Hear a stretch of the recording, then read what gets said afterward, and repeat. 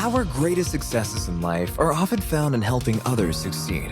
Welcome to the Life Masters Podcast, hosted by Tanya Memme. Discover real-life stories from mentors, leaders, experts, and everyday people who devote their lives to helping others succeed. Every episode takes you on a unique journey, an emotional experience, and tells a story never to be forgotten. Tune in to Life Masters with Tanya Memme and start fast-tracking your journey to success today.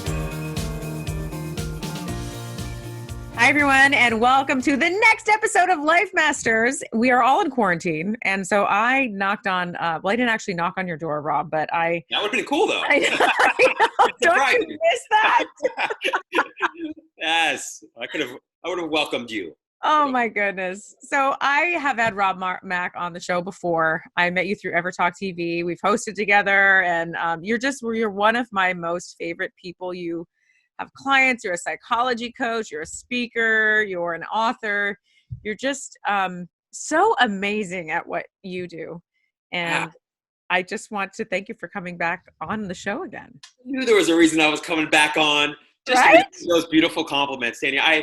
You know that I have the utmost love and respect and appreciation for you. I admire you so much, and I just am so grateful to be in conversation with you, like on air, not on air. I love it. Well, I wanted you to come on the show again because so much has changed since the first time you were on the show. Yeah, the world seems like it's ending. Yes. that little thing. We've been faced with so much adversity, so much change. There's a lot of people that are really, really struggling right now. So I wanted to loop back with some of my life masters to sort of, talk about this time and give some insights on how you're getting through it and on how some tools and some information on how you can help others. So how has this affected your life? Oh man, mostly it's the gym. Like I miss the gym. I'll be honest. Whoops. I already was social distancing, but voluntarily, just because I had so much work generally, and I love my clients, I love my work, and I tend to be somewhat of an introvert by nature, and I have a structured routine. But I'd say it's that, of course. I would say that also, in addition to that, not being able to do the morning show stuff that I was doing a lot. I was doing the thing at EverTalk. And it was also, a lot of your routine, because you are a routine. You've told me before you love routine. That has all been just, completely uplifted and pulled from underneath you. So how do you deal with that? Yeah, I just recreated it. Yeah. And I'm like you. I like routine, especially when it comes to my work life, my social life. I like to be a little more footloose and fancy free about that. But my routine is mostly the same. I used to get up at 3:30. I don't get up at 3:30 anymore. I sleep in a little later. Nice. I do my home workout, my meditation. I see my clients. I work on my books. Most of that stays the same. So interestingly enough, I think a lot of other people have been more greatly affected schedule-wise and structure-wise by the quarantine and social distancing and everything. And so for those people, I would encourage them maybe to create a little bit of a routine, a little bit of structure into their day, because it just helps you feel, like you're not living a movie, that you're living a real life. But you don't want so much structure that it feels like Groundhog Day either. Right. And how, because I know the other day, so you guys, here I am, I was going for a walk on Santa Monica Pier. The Santa Monica bike path, which is now closed. Yes. So crazy. And who do I see jogging by? Rob, and you were going at a fast speed. I thought, that was amazing, by the way. That was a highlight. I will say that and this has been a highlight for me of the entire quarantine, is just Tanya Memme. It's just you're so funny. Really true. But we came this close to oh my God, giving each other a hug, and we're supposed to be practicing this social distancing, and it is just how do you feel that is? How do you feel about it? Is this normal? It's not normal, but I don't know. It feels so odd. Yeah, in a different way. Yeah. Agreed. I agree with you. It's and that I think is the greatest concern for me. Of course, everybody is doing what they can in terms of taking care of their physical health. I think, and that's hard, especially when you're quarantining. You don't have the gym, you don't have access to friends and stuff, so you don't find yourself maybe getting out as much as you normally would. But more than that, especially for me, it's the psychological, emotional, and spiritual health stuff that I think I'm most concerned about for other people. I spent most of my life just focusing on this one thing. So I've gotten a little bit better at this one thing, being psychological, emotional, and spiritual health, than maybe some other folks have been, or than I would have been 10 years ago. But I can't do 99,000 other things very well. So I'm mostly concerned about that, just I think lots of our love languages for some of us is like physical touch and affection and just giving Yes. stuff. And I know you're a big hugger. I'm a big hugger. And so it feels weird. It does feel weird. It's upsetting. And it's like, oh my goodness, how far are we going to take this and for how long? And how do you think this is going to affect our, when we're kind of sort of coming out of this? Like, I mean, I just find, my friend has a child now who lives in constant paranoia because of all of this. It's interesting you say that, Tanya, because, my practice has changed quite a bit, and some people have been concerned about money, and so they're holding on to their money, which makes sense. But other folks, they've actually dialed up, let's say on coaching services or therapy sessions or whatnot. And a lot more young kids are in my practice now, especially like teenagers or in between ages, and also couples, because people are locked into the same house, the same apartment. Yeah. Thought they were loved. Being drawn into question now. Well, I always say, the coronavirus takes the sexy out of a relationship. That's for sure. I mean, at least I took a shower today. Totally. Yeah, you get to see all the nitty gritty details of each other, in a situation like this. So it is interesting. Actually, you're right.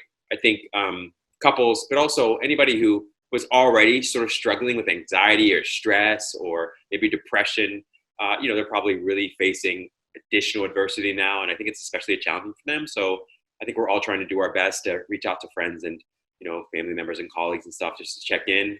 But yeah, I've noticed people really struggling. And I do wonder what things will be like coming out of the quarantine. I know, me too. All right. So I want to ask you about, so what are people mostly struggling with in relationships? Because I know that, let's talk about that.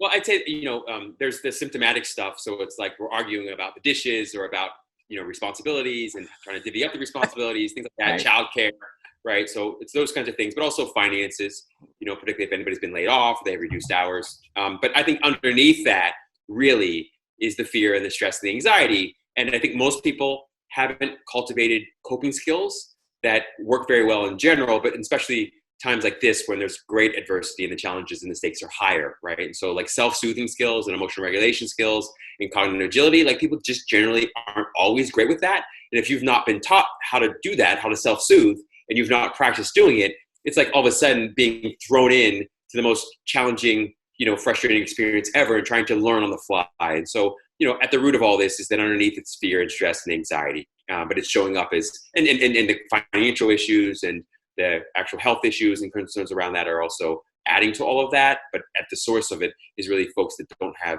maybe haven't developed the coping skills that they could have or want to have developed. And so, it's showing up in every area: childcare, finances, divvying up like workload at home, like domestic responsibilities and duties, like social distancing, like etiquette, and like what's acceptable, what's not acceptable, things like so confusing.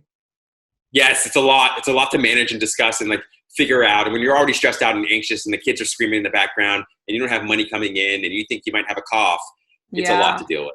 It's a lot to deal with. You don't know if it's allergies or if it's like an actual cough. Right. Yeah. You're very paranoid about every little, tickle in your throat. And So I'm just so okay. So it's very interesting because I feel that so we're all dealing with some kind of, most of us, it's financial stress. Can you hear me okay? I can. Okay. And I think underlying that, especially for women, I find like women really want to know that they're safe in a relationship, and financial is one of those feelings of being safe. And then men, I feel like, need a lot of appreciation. They also need to and they also need to feel like they're the earners in the relationship too, and feel like they're the king. And in a situation like this, it's interesting because everything is all upside down. So when I'm in the middle where I'm getting a little bit annoyed or my patience is going, you have to really, I find, and tell me if I'm wrong, but I find that I have to sort of really go within and say, is it me or is it that person? Is it me, and why is it? It's me because I'm scared. Yes. I mean, you express that so eloquently and so beautifully, as you always do, Tanya. Like, that, I think, ultimately is the challenge and the opportunity and the invitation at hand, is to not project what you're feeling or what you're thinking, no matter what you're feeling, on the other person. It's so because the second hard. you do that, render yourself powerless to do anything about it. It's like, it's their fault. So suddenly, if it's their fault, then they're in control of the way you think and feel. And then you become a slave and a servant to what they're thinking and what they're feeling on that day, or what they're doing or not doing on that day. And so that is the ultimate trap. And so the one thing that this series of like little events is allowing us to do, it's allowing us to take time to step back and to dive deep into sorting and sifting through some of this, so that we can begin to experience a more unconditional and lasting and abiding and meaningful peace and happiness and love and self-love, right? But most folks, I think, are having trouble doing that because they don't know exactly what that always means. But yeah, you're right about that. When you're the person, you're rendering yourself helpless and powerless to change it. You're right. And I feel like you do that well, though, Tanya.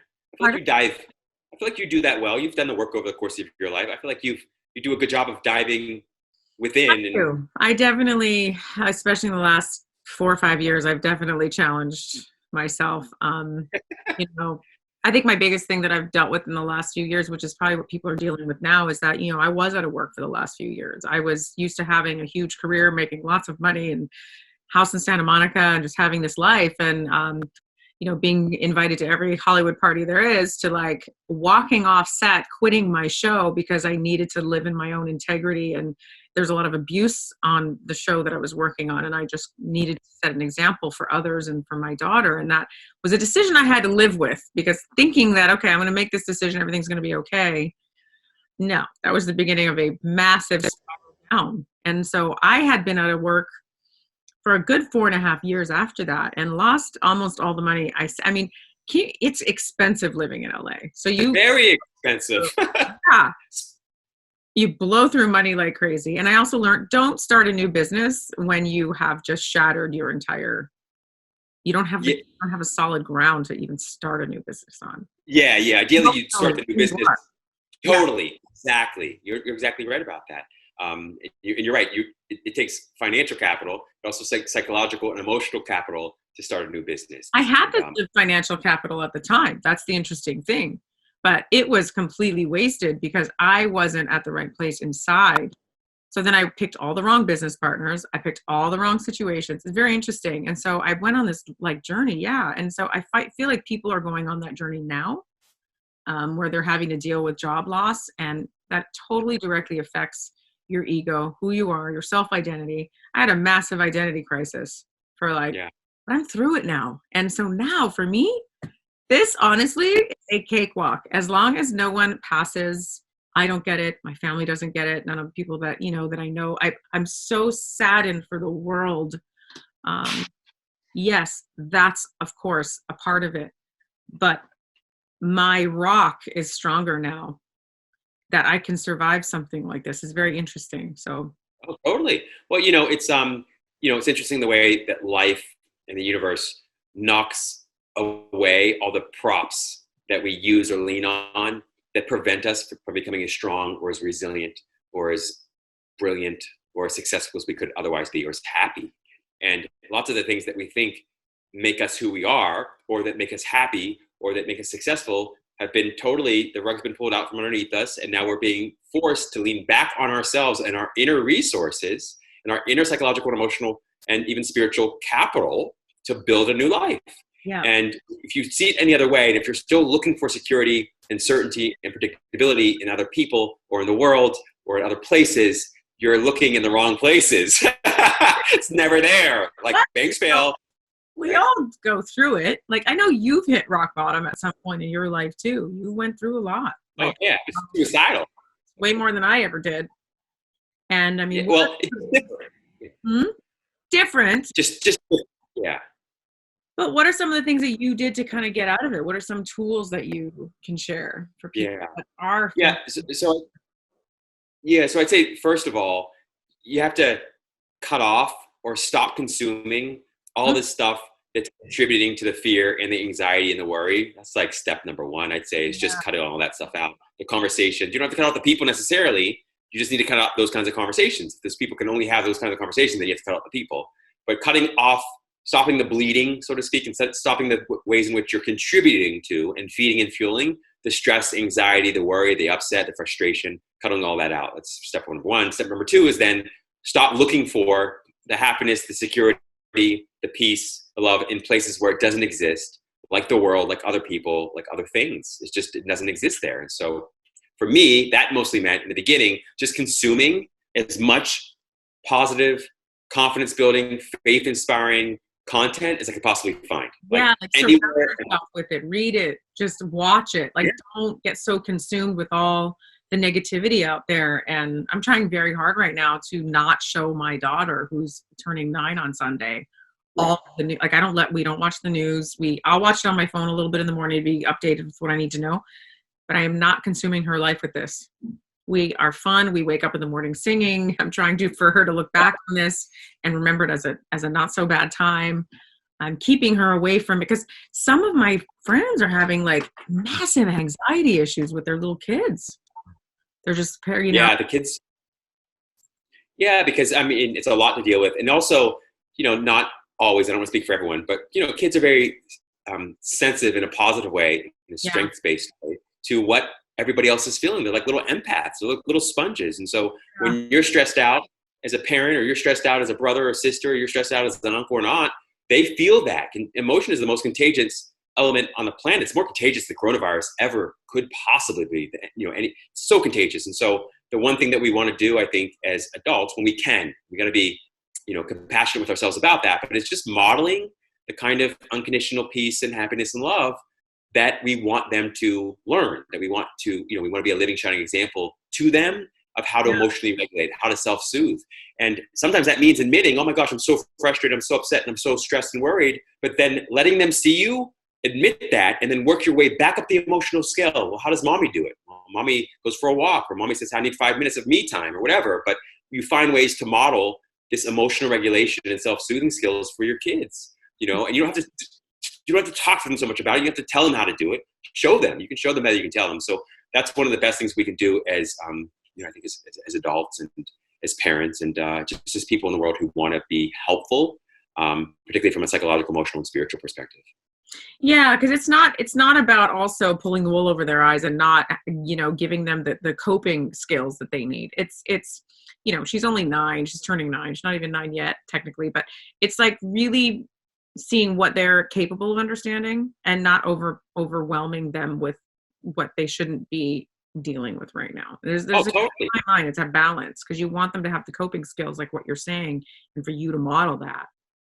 Yeah. And you're right, Tanya. And that means, us practicing mostly for ourselves and on ourselves, and then letting that be a shining example to them. And it also means, doing our best to stick to the facts and stay out of opinions, which is hard. If you go to the news and you read the news, a lot of it is opinion based, and that's what causes us the fear and anxiety. The facts, for the most part, aren't, they are what they are. But the second that you add judgment to the facts, and then you add in story around the facts, the second you begin to add fear and anxiety and all these other things. If you just leave the facts be the facts, it's raining.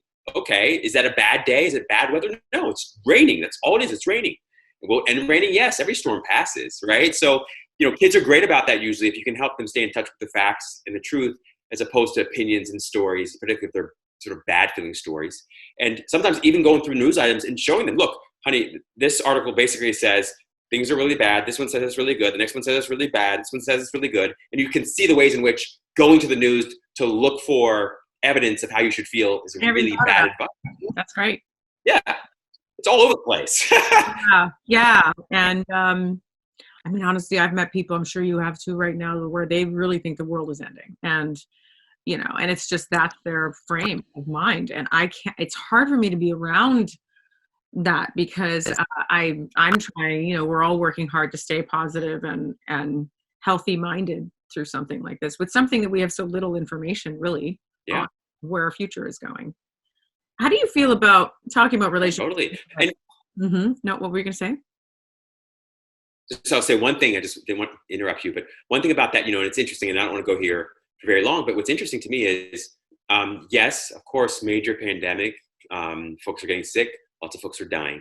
And that being said, there's a new problem that we call, coronavirus. That is, we've had different strains of coronavirus in the past, and maybe they've not been as lethal as this, or they haven't been as contagious as this. That being said, the real issue at the table for all of us is ultimately death.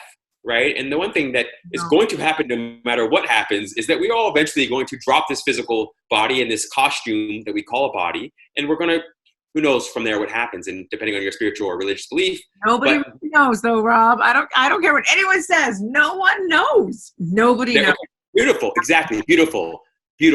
So why fear something you don't know? It could just as likely be way better, way more interesting, way more exciting than anything we've got going on in this world or anything we've got going on in this quote unquote life. And so, exactly. So to spend your entire life fearing something that's inevitable and therefore wasting the very time and opportunity you have to enjoy this moment and experience this day is craziness. I mean, it's the definition of insanity is spending your entire life trying to cross bridges before you get to them, or worrying about crossing a bridge that's, And you also mean keep the balance within of not doing something so that you are so totally exposed to something that is lethal, can be lethal, do the proper, take care of yourself, but it's a mindset you're saying. Okay, so I'm going to do this, I'm going to do that, I'm wash my hands, sanitize, do this, spray down my grocery bags, whatever it is you feel like you need to do, to what extreme. Wear masks now, it's law. Before we go to a public space, do all that. But also it's your mindset in dealing with this type of environment. Totally. Absolutely. And it's like, and I love you saying that, obviously take all the practical, reasonable, logical, and lawful next steps that you have to take around this entire thing to protect yourself and your loved ones and everybody else. And that being said, it's so easy to know that the stove is hot. It's so easy to know that when you think a certain thought, it hurts to think that thought. So why keep thinking that thought that hurts? It doesn't make any sense. It's like putting your hand on the stove over and over again. You knew it was hot the first time you touched it. Why go back and touch the hot stove or go back and touch that hot or very stressful or upsetting thought? It doesn't help, and most of us think that somehow by worry, we're going to improve our lives. But science has shown that you don't improve your lives really well through worry. You improve it through peace and relaxation. Yeah. And I also find in a situation like this too, and I'm, because I know that you're working with a lot of clients in relationships and things. The idea too of supporting each other, just accept that you're both going through your own uncertainty. It's a really hard time for every single person in the house that you're living in. Yeah. We're all going through it. We're all slightly, there's depression, there's uncertainty, there's financial loss. This is something that and none of us have ever been through before. So I think, don't you think that supporting each other is so important? Yeah. Fighting won't help. Right. Yeah. It's in the other person's shoes, maybe there's a little more empathy that can come along with that. Totally. And I think that that's such a profound and poignant remark to make, Tanya. And I think what happens with most of us is we get so consumed with our own thoughts and fears. And it's like being physically sick. You get so physically sick that you just start to vomit on whoever's close by. And you don't always do it intentionally. You don't always do it knowingly. Sometimes you feel like you can't control it. But the key really is, yes, do your best to support the people in your life, or the people that you're living with, the people that you're spending time with. And have those moments of communication. So important. Yes, totally. And I think a lot of it's too about heart-centered communication, right? Because oftentimes we communicate, but it's not really communication. It's just trying to prove that I'm right and prove that you're wrong, or it's just me trying to get my way. When really heart-centered communication is, how can we connect over this? How can we let this experience or frustration, how can we allow it to deepen our relationship in a way that we can find or seek common ground, maybe find a solution right now. Maybe the solution is just not to find a solution, but just to connect and meet heart to heart. We don't have to say a whole lot. But sometimes I think people mistake talking for communication, but that's talking. It's interesting because whenever, people fight or get, and they really do love their spouse or their husband or their wife or whatever, but they end up arguing a lot. A lot of it is basic when you really, really get down to it. The person that is confronting all the time is usually just afraid. There's a lot of fear attached to that. And right now is a great time to have those, just like you said, heart-to-heart conversations where you're like, okay, what do you, ask the other person, what are you afraid of? Where is this coming from? And just get down to those. I mean, look, we are tied up in these houses right now together. Right now. I don't think you can go very far because you can't. Totally. Can't run, can't hide. And so why not use this time to really learn about each other more in any possible way that you can? It's like, Yeah. Look at it as a And you glass half full if you can. totally, and you did it. You just expressed that really well, Tanya. Which is, it's certainly what you say, and it's also how you say it, Yes. right? And, that's a huge piece of it, is because you can have the best intentions, but if your delivery isn't smooth and heart-centered and loving, they will not hear. They will hear nothing but how you feel, and they won't hear your words at all, right? And so there's an art. What's your advice on people that can't help but come across just attacking? It's really hard when you're really angry and there's a lot of stuff swept under the rug you haven't dealt with. You're just angry with each other. How do you work with couples that try to communicate especially under circumstances like this? Yeah, well, you have to let the water cool off first. It's like getting into a really hot bathtub. You just don't throw yourself in the other, like, you just don't dive in. You let it cool off a little bit. And so that means mostly trying to find that place inside yourself where you feel a little bit more peace or a little less negativity before you have a big conversation or before you make a big decision. That's one of the best pieces of advice, like, ever, is never have an important conversation or make a big important decision when you're feeling upset. It's going to color the entire experience, not just for you, but for the other person. So that's number one. Try not to have that conversation when you're angry. So hard, because that's the time when you're everybody wants to have it when they're angry. I figured it out. Yeah, that's not the time to have the conversation. That's never the time to have the conversation, because no matter what you say, no matter how well-intentioned you are, it's not going to be received that way. You're going to say, I love you, or I hate you. What's that? I've burned bridges like that. I've ruined. Oh, for sure. We all have. Yeah. There's a couple of friendships there that I kind of, really feel badly about it. I regret not having those people in my life. New budding friendships too, when misunderstandings happen and you just emotionally not in the right place, you handle it all wrong. Yeah, it's true. It's true. So generally, at least one person has to be aware enough of this to step back, because it takes two people to fight. It only takes one to dance, but it takes two to fight, right? It does, right? Exactly, right? Exactly. So if you dial out of the fight and say, hey, honey, I love you too much I don't want to say anything that is going to be more upsetting. I don't want to make this worse. I'm just going to breathe here for a second. And I would love if you just sat here next to me and work through it, over time. But that's the first piece. And the second piece is, when you do begin to speak, you want to try, first of all, and this is hard too, but you want to seek to understand instead of seeking to be understood. And that's a hard one too, because when you're seeking to be understood, you're trying to be right. Let's be honest. You're trying to get your point across. You're trying to have them get something, but you need to take a step back and, from a more peaceful, present place, just say, if I heard you correctly, honey, this is what I heard you say. Did I hear that? Did I hear that right? And you say, correct me if I'm wrong. Was that right? And they'll say, yeah or no. And then you correct it. You say, is that right? And then the best thing you can do from there is just validate what they're saying, validate what they're feeling. You don't have to say what they're saying is accurate. You just simply say, oh my gosh, if I were in your shoes, I'm sure, I know it, I'd be thinking and feeling just like you. I would. And you just let it sit there for a second. Yeah, and it's interesting because even if they aren't giving you that in return, and then they're like attacking you, well, da da da da. It's interesting when you let it sit and you don't attack back. You just say, you know what, and then you walk away, because it doesn't mean the conversation has to end there. Yes.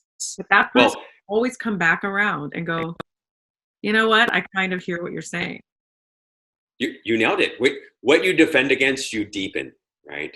And so when you explain, you deepen. So if they've got an argument and they're pushing it on you, and you defend and you explain, overly defend, overly explain, you're always going to feed the very argument they have. And they're going to go deeper and they're going to go harder around that conversation, because their only point at that point is to be right. And so they're coming from an ego place, not from a place of love. And as long as you're dealing with the ego survives off of fighting. It survives off of anxiety, it survives off of fear. So if you're feeding that ego with any of those negative emotions, you're always going to find the fight escalating. You're going to find the problems escalating. So you can't attack it from that point of view. You've got to attack it from a much different angle. Very, very, very interesting. Yeah. I feel like you're good at that, Tanya. I feel like you're not only a great communicator, but you're very heart-centered. And I always feel that you have a way of connecting with people that goes beyond just a conversation. It feels deeper. Well, thank you. Thank you. No, I mean, I feel like the same about you. I'm also willing to admit when I'm wrong. I'll be always the first to say I screwed up, and it might not happen that day, but it'll come around, and I'll usually always admit it. it's just the times when I've not been able to, it's very frustrating for me when I've not, I don't want to say ruined, but I've damaged a relationship, a friendship, a work relationship with somebody. And I can't fix it because they're not willing to allow me to even try at this point. And that I've realized doesn't fall on me. That falls on them. You know what I mean? Because it's not like I've physically done any. There's a lot of misunderstandings that go on when one person isn't willing to mend a relationship, when somebody comes back filled with heart. Yeah, I love you saying that. Well, I mean, what that generally is an indication of, to a large extent, is someone who's having trouble forgiving, and that means that they're living. That's a living hell situation, right? Like to be in a state where you're still judging and you're still carrying something from the past that is hurtful, so much so that you can't connect with the other person from a place of love, or just connect at all and be cordial and friendly. That is a very unhappy experience for that person, but it doesn't have to be your problem. It doesn't have to be my problem. No. Yeah, and sometimes it doesn't even have to do with you. It has to do because they're not in a good place in their life. And it's sometimes, I think, for people, they feel like, you know what?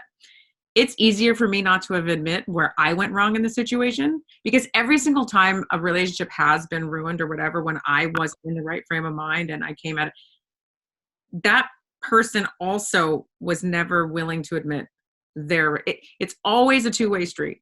Yeah. You have to be willing to admit where you went wrong, and you both have to be willing to admit where you went wrong.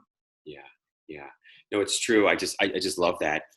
And I would say this too, like in, knowing that we can't control what other people think or feel, or whether they forgive or not, or whether they are willing to meet us halfway. Yeah. The one thing that I think I love even more, than trying to get them to do something differently, is knowing that at the end of the day, I'm responsible for the happiness and the love that I feel. And so I can love that person just as deeply, just as fully, from a distance, maybe even more fully, more deeply than up close and personal. Yeah. And so because they're not experiencing the love themselves within their own heart, doesn't mean that I can't experience love inside my own heart when I think about them.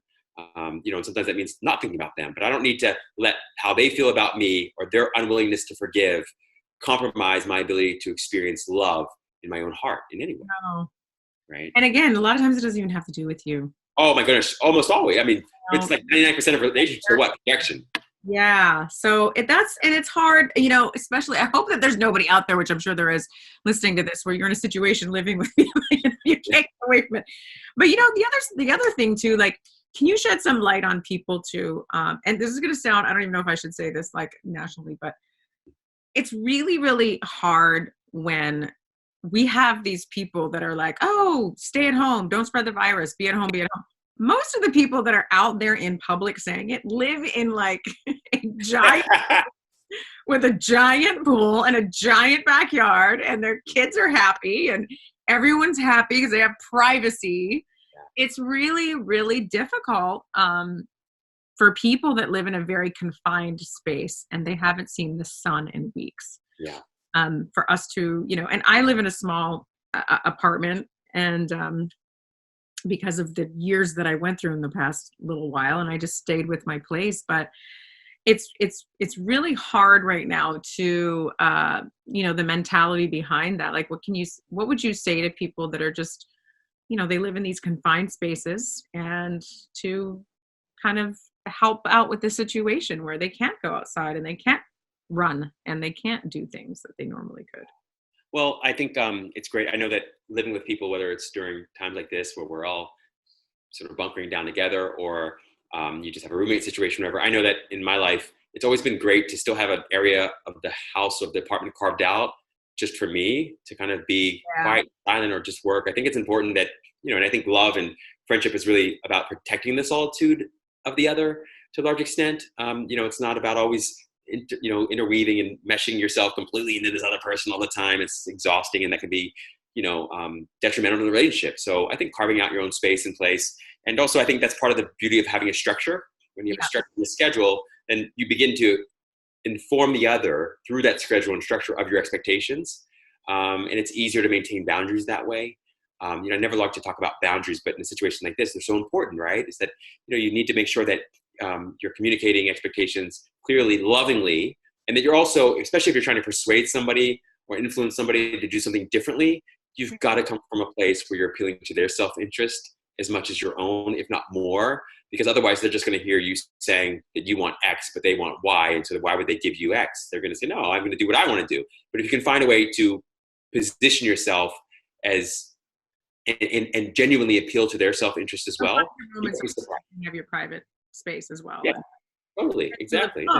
And you're upset that you live alone and you still, it's really difficult to be in small quarters. It is. Yeah. And part of that is like, yes, it's the physical space, of course, who wants to be in solitary confinement, right? But the other part is that it's people's own thoughts, like, that are really the major problem. I mean, it's just your own thoughts. Like, I mean, it's like really, yeah. You think being in an apartment is tough. The tiny little, LA, Los Angeles apartment is tough, but being in your own head is way more unhappy and way more frustrating than being in that apartment. And that's the real cause of the, the frustration that you feel. Yeah, you need to get out and get your sunshine and vitamin D, but it's really the thoughts in your head that are causing most of the pain and suffering. So I could talk to you for hours. I have another Life Masters interview. What? I thought I was the only person ever that got to do Life Masters. What happened? No, but we can always do part 2. Okay, part 2. I'm going to interview you part 2. Well, yeah. So, hey, you guys, I asked Rob to actually interview me for Life Masters. Cannot wait. Really cool. It's coming up next week. You're going to do it. Some juicy questions for you too. And I don't know why I said this, but like, you can ask me anything and I'll either answer it or I won't. It's fair enough. Okay. Get behind that. But before we go, I just wanted to give some people some ideas. Like, for example, so I think right now is a really great time to expand your network. And what I mean by that is join, like, I'm a part of this women's group called International Association of Women. I joined that group. I've reached out. I've made so many more friends. I've done Zoom calls like crazy with people with wine and sometimes coffee. I mean, I've reached out to people that I haven't spoken to in years. Some of them are cousins and stuff that I haven't reached out to. What are some things that you've done? Yeah, I haven't done that. I'm also taking a course too. Like, there's fun things to do at this time. Yeah, I mean, really, honestly, the opportunity to end this, especially for like online learning right now, you can practically learn anything for nearly free. I mean, truly, like that for me. For me, I'm more like, I spent so much of my life consuming material that I'm feeling an obligation and almost like I'd be derelict in my duty if I didn't begin to like spit some out. So I've been in creative phase. So I think there are folks that are right now, and I love it, consuming information, whether it's courses and reaching out and building your network, maybe tweaking your resume. You can do all that professional updating stuff, right? The other thing is that you can create stuff too. Like, and I think now's a great time to create stuff. I know I have friends that are creating like masks, like, they're creating like fashionable masks, and there are other folks that are finally getting back into painting and stuff. And so I think just finding DIYs. DIYs. Yes, exactly, Tanya. And I think a huge part of it though is try to find something that you genuinely enjoy. Try not to do something just because, and we all need to make money. That's not the question. And you might have that side thing too, but try to find something that you can get lost in and absorbed in and consumed with simply for the joy of it alone. Because I promise you're going to be able to persist with that activity long after this quarantine ends. You'll be able to make a lot more money with it. And it's going to make the quarantine and whatever else in your life that might feel unhappy go by so much more quickly. So, definitely find ways to enjoy yourself now. I would say encourage you to do that. And believe it or not, lots of those things you'll find you can make money at too. Some of the courses out there are really fun. They are, huh?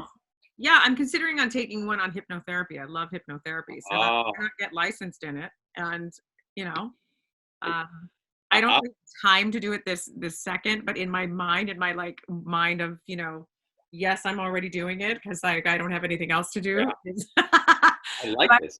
I'm taking a Joe Dispenza course right now. Oh, I love Joe Dispenza. Great. Yeah, right? It's $250, which is not horrible compared to honestly, some of those courses are thousands of dollars. Yeah. I can't afford that yet. It's true. I wanted a master class. Have you signed up for the master class thing where they got like Shonda Rhimes and Steph Curry and all these people? No, but I was looking into it. Yeah, yes, I love that. Yeah, it's super cool. So many amazing things out there. I took a cooking course. Oh. And I hate cooking, and now I love it. I've been cooking all vegan.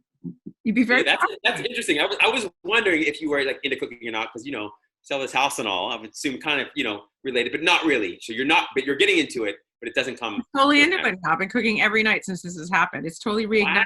Wow. It has to do with my childhood, Rob. We'll talk about that when you see it. That sounds like a session right there. But no, I'm cooking, and I'm actually I've been reigniting this whole thing inside of me that I didn't even know was there, and I'm enjoying it. My biggest problem is, where do I get my ingredients? Do I order it? Do I put on a mask? Am I safe if I go to the grocery store? No. Yeah. See, I figured you get VIP status or something like that, Tanya Memme. I figured you get VIP status or something like that. Being the celebrity that you are. Hidden from here to here as I walk in. And God forbid you get too much stuff, because then you get yelled at for hoarding. And I'm like, I'm just getting ingredients for my banana bread. Yeah, that's true. It's not nearly the problem that, tissue paper or paper towels is. Yeah, exactly. Oh my goodness. Okay, I'm reaching out to my next, Natalie's just trying to get in here, but it's okay. She's waiting. Yeah, I'm interviewing Natalie Spiro next. I'm very excited about it. Oh, super cool. Yeah. Amazing. So, okay, Rob, well, we can talk forever. And why don't we talk more next week? I know you're going to be interviewing me, but we can have as I love talking to you. You're always such a wealth of information. And where can we find out more about you so that we can hire you as a coach? Awesome. Yeah. You can find me at coachrobmack.com. You can find me on all social media at Rob Mack, M-A-C-K official. Perfect. And your books.